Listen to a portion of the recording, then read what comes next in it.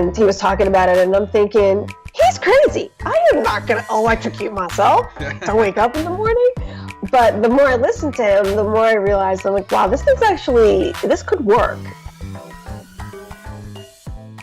What's going on, everybody? It's Alex from Pavlok here. I'm here with Penny, and Penny's had a pretty great experience facilitating better waking habits with Pavlok.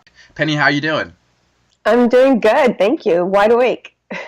Exactly, me too. I know I was woken up by the Pavlok sleeping function today. So, tell me a little bit about yourself, Penny. Well, I live in Los Angeles. I run a website for a women's activewear company, and I am also a writer and aspiring producer. So, You mean like a television or movie producer? yeah, like films. That's awesome. Very cool. So you're a bit of an entrepreneur, Mm-hmm. aren't you? Yes, definitely. So, I mean, I also, am the entrepreneurial type, and I know that there's a different schedule, every day often. Yeah. And for me personally, sleep has been a huge issue, especially before Pavlok, because sometimes it's hard to get out of bed. I mean, what has your experience been with sleep and waking up? Well, I am most definitely not a morning person. Like my entire life, I've never been a morning person. Mm-hmm. It's always been hard for me to get up. In fact, when I was a kid, my mom would have such a hard time getting me out of bed just to like get me dressed and ready for school that I would have my head on the pillow, and she would braid one side of my head and then flip my head over and braid the other side because I just would not wake up. And so she would at least get my hair done and then drag me out of bed. So that's literally like my entire life. Like that's how I feel about waking up. Sure. And I'm definitely also that person that stays up like late at night too. So that doesn't help the situation when you're trying to get up early in the morning. Yeah. So I just had really unhealthy sleep habits my entire life, and I needed to change that. So. So, coming into adulthood, going from high school to college, etc., sometimes, I mean, for me, sleep has definitely affected like both the work side and like just personal relationships. I mean, what are some ways in particular that sleep might have affected your life negatively, just not being able to get up on time? Yeah, I mean, I definitely experienced that in college, especially. Mm-hmm. I mean, I would purposely like not have early morning classes because I knew like it wasn't going to happen. Yeah. And, on the occasion that I did have to, it was just torture. And I remember at one point, my roommates getting really mad at me because I would set my alarm and I would just repeatedly hit snooze, but the alarm was really loud. Yeah. So I was waking them up like 10 times because I'm going snooze, snooze. And they just got mad at me. They're like, listen, get up. Like, you cannot keep doing that. That's so annoying. So, I had to sort of force myself at that point. Really all I did was make the alarm like less loud. Yeah. So, it was just one of those things. And even, I know my husband's super patient, but I can tell like, when I would hit the snooze button repeatedly that, he would just like have the pillow over his head, like, oh, why is she not getting up? And so, it's just, I know it's annoying to people, and it was annoying to me, I mean, like, you want to get out of bed at a certain time, but I literally had an inappropriate relationship with the snooze button because I'm groping it like constantly. And so, it was not a good way to live. So. Yeah. So, I mean, obviously we're not talking about sleep at this point. Like we're talking more about waking. I mean, Was it that you were tired? Was it a mental thing? Like, was it just not looking forward to taking on the day? Like, what was the reason you think? Yeah, probably like a combination. I mean, because I do have I don't do it so much anymore, but I had such a bad habit of staying up late. Like I was, I'm sort of the night owl person, like I would click in the afternoon, and I would be firing on all cylinders and, feeling more creative and stuff in the afternoons. And so, that's sort of when I felt like I was hitting my stride. And I think that, I just sort of figured like that was my strength, Right. like, oh yeah, but it really wasn't, because it's actually hard to balance your day out, because a lot of stuff happens in the morning. So you can't like be dragging, through the day. So part of it was, just that I was staying up late and it was hard to get up. And I'm not that person that is like super like naturally chipper in the mornings. So so you get up and you're like, oh, I don't really want to, so I mean that was kind of, my attitude about things. But I do sort of admire the people who are happy in the morning and, all energized and ready to go. But, I just didn't really think that would ever be me. So, I mean, let's talk about, when you started using Pavlok. I mean, you just said, well, I always thought of myself as an afternoon person and found out I wasn't necessarily that way. I mean, are you saying that you basically had a problem but didn't even know you had it? Like when you finally experienced getting up in the morning, there was this surge of productivity? Like, what was that like, that transition? You know what I think what it really is? I think that I just had a false idea of when energy or creativity can kick in. Like I had pretty much decided that you were either a morning person or an afternoon person, or evening person or whatever. But I didn't realize that you could actually be an all day person. Wow. And I think that's, what I started to realize as I've been using the Pavlok is that when I started taking charge of how I get up in the morning, like there's a certain sense of like accomplishment and pride in being able to do that. And I felt good about that. Like I'm happier in the morning now than I thought would be natural for me. So it's kind of cool to take charge of that early in the morning and get going and be happier in the morning and be happier throughout the day. And that creativity kind of clicks in. It actually clicks in earlier. I think it's more a matter of your mindset than the time of day. So what I'm hearing you saying is it's the decision to take control, that first decision in the morning that sort of cascades into more, that's more important than, oh, well, I got up at 9. You know what I mean? Like the fact that you made that decision yourself. So how in particular are you using Pavlok to achieve this? So one of the things that was kind of important to me with the Pavlok, I live in Los Angeles. I have a really, really long commute to work. So I needed to be able to get up basically at like 4:30 in the morning in order to get to work by 7. Right. So like that, and when I say that, I mean like in order to have the type of morning that I wanted to have.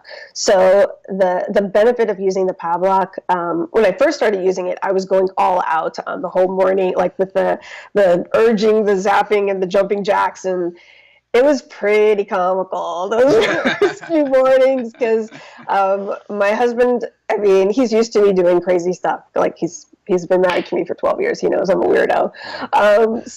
But it was, I think, those first few mornings when I'm not that coordinated normally. So, and at 4:30 in the morning, trying to do jumping jacks was pretty hysterical, and I'm like, ah!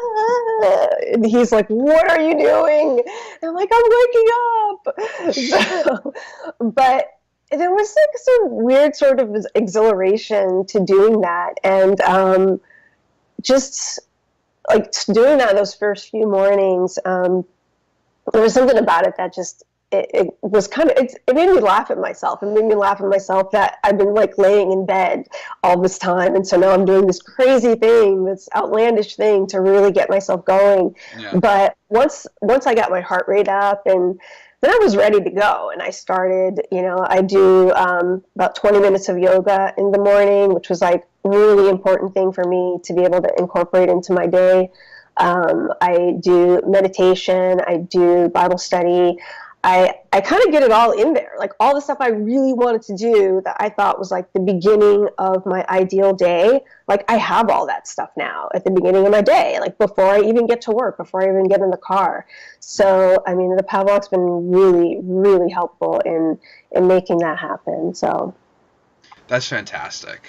I mean, I can't tell you how many people I've spoken to, whether it be sleep or nail biting, or even just like bigger, more fundamental problems, who have been trying to resolve this for so long.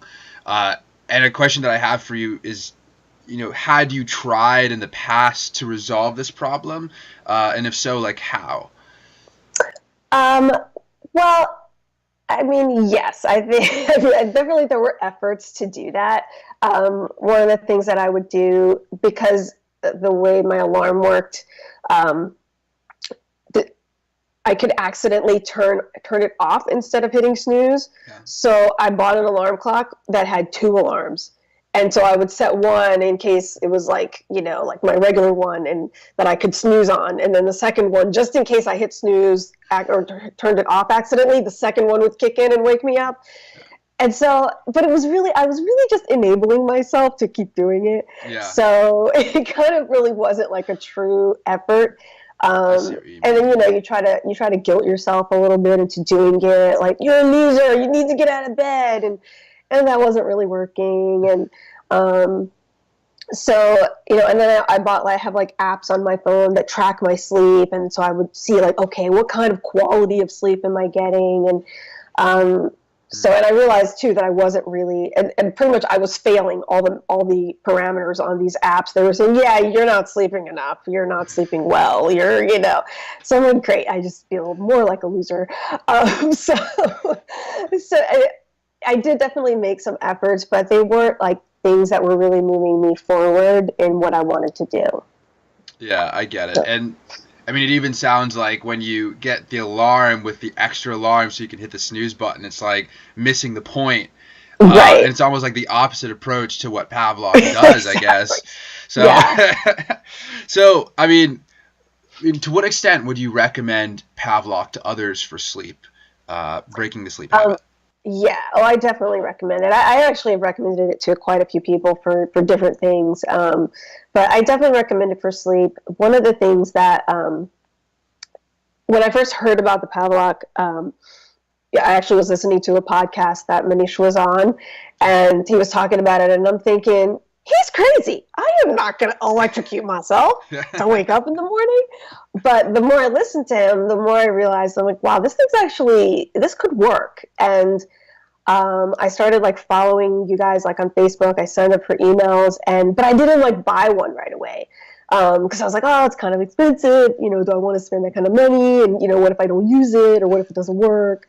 But I noticed that every time I overslept, I would get so mad. And literally the first thought in my head was, I need to freaking buy a Pavlok. I need that thing. I need the thing to get me out of bed. But then there was also this sort of sense of like, wow, is this because I just lack self-discipline? Am I that bad that I got to do this? Because I'm so, lacking in discipline. And so I finally, though, I was like, listen, I want to at least have like this yoga meditation time in the morning. I want to at least have it. I want to at least give myself a shot at it, and it's not working.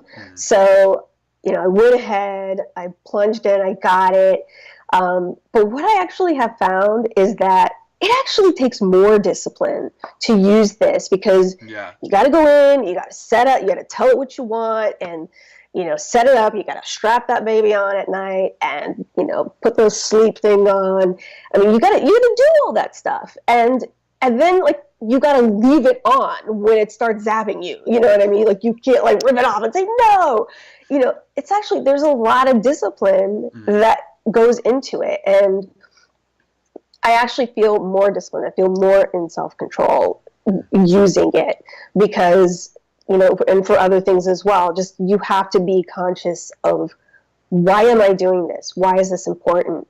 And the reality is we all actually do have self-discipline, because before I got the Pavlok, if I needed to be somewhere, like at the airport or for an interview or to meet with somebody, like if there was like a hard and fast thing that you have to do and you know that it's not, you can't move that thing, you're going to get up. Like I would never have a problem getting up if I had to catch a plane. Never. Because I knew when I went to bed, I got to do it. To me, the Pavlok is like a plane. You know, it's like, this is a plane I got to catch every day. It's not going to move. It's not going to move.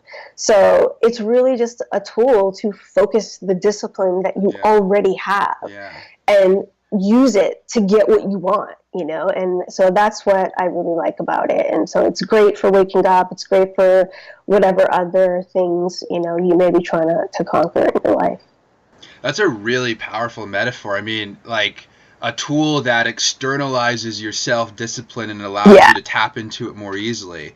I mean, I know I've been wearing Pavlok for 2 years, and I was wearing it for 2 years before I actually joined up the team. And like, I think the more, you're right, like the more that you jump in, the more you get out of it. And that's exactly the reason why I joined the team, because I figured, well, I want to talk to people like you, and I want to sort of engage with the community so that I can remind myself more and more, wait, like I got to get stuff done, like, you know, like I got to get up on time and, you know, change my life for the better. So absolutely. And, you know, thank you for sharing all of that. So last couple questions. I mean, do you have any related habits that you're thinking about tackling after?